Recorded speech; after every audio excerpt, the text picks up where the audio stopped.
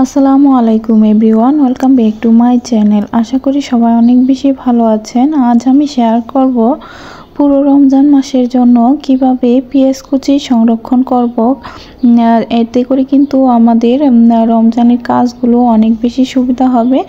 রান্নাবান্নার ক্ষেত্রে দেখা যায় যে পেঁয়াজ কুচিটা সবথেকে বেশি লাগে। তো এই পেঁয়াজটা যদি রমজানের আগে আমরা কুচি করে রেখে দিতে পারি তাহলে কিন্তু রমজানের কাজটা অনেক বেশি সহজ হবে আমাদের রান্নাবান্নার ক্ষেত্রে। তো চলুন দেখে নেওয়া যাক কিভাবে পেঁয়াজ কুচি সংরক্ষণ করে পুরো মাস ভালো থাকবে এবং বছর জুড়েও ভালো থাকবে। এখানে আমি পেঁয়াজ কুচি সংরক্ষণ করার জন্য 2 কেজির মতো পেঁয়াজ নিয়েছি। তো এগুলো এখন আমি 2 রকম সাইজ করে কেটে নেব। তো যেটা আমরা বাগারে ইউজ করি সেই সাইজ অনুযায়ী কেটে নিচ্ছি বটি দিয়ে। আপনারা চাইলে ছুরি দিয়ে কেটে নিতে পারেন। তো আমার কাছে সবথেকে বটি দিয়ে কাটতে সুবিধাজনক মনে হয় আর ভালো লাগে, তাই বটি দিয়ে কেটে নিচ্ছি। দেখতে পাচ্ছেন এভাবে আমি পেঁয়াজগুলো সবগুলোই কেটে নেব 2 রকম ভাবে। আর কিভাবে সংরক্ষণ করতে হবে সেটিও দেখিয়ে দেব। আশা করি ভিডিওটি আপনাদের কাছে অনেক ভালো লাগবে। যদি ভালো লাগে তাহলে আমার চ্যানেলটা সাবস্ক্রাইব করে পাশে থেকে যাবেন। পাশে থাকা বেল আইকনে ক্লিক করে অল অপশনটা চালু করে দিবেন।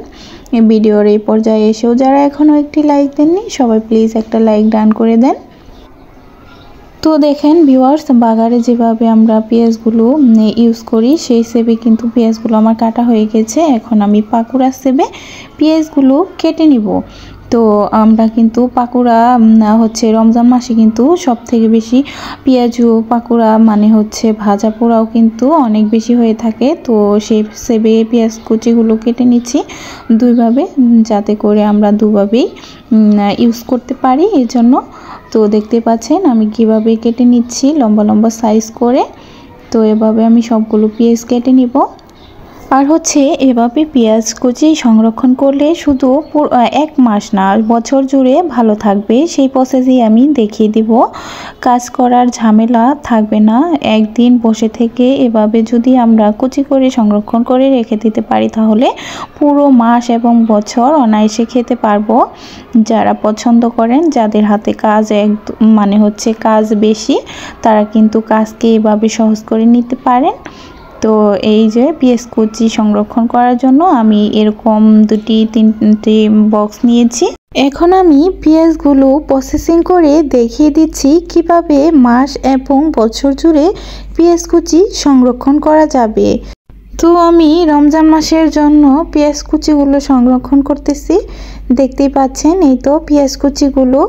একটা জিনিস নিশ্চয়ই খেয়াল করেছেন, পেঁয়াজগুলো কিন্তু ভেঙে ভেঙে যায়নি, একদম যেভাবে কেটেছি একটা একটা ছেড়ে যায়নি, এইভাবেই রেখেছি। জাস্ট রান্না করার সময় একটু হাত দিয়ে ছাড়িয়ে দিলেই হবে।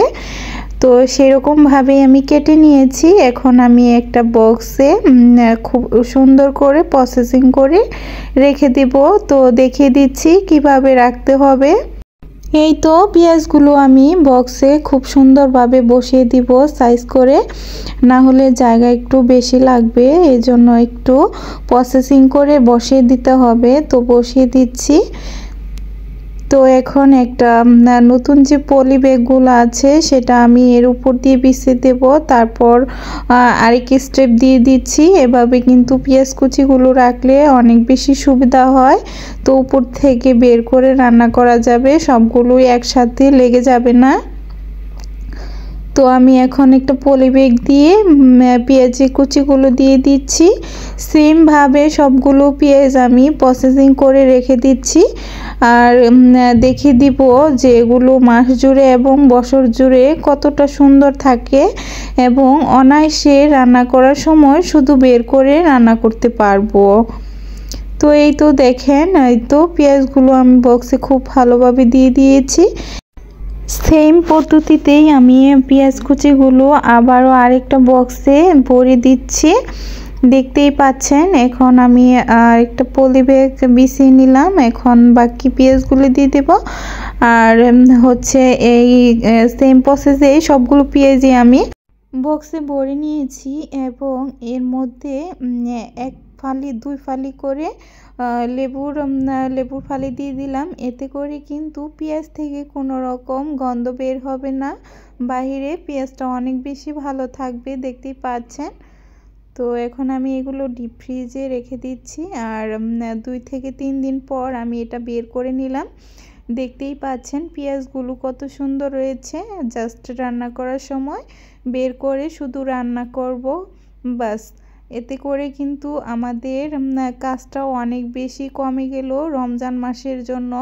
এভাবে প্রসেসিং করে রেখে দিলে আমাদের অনেক বেশি সুবিধা হবে।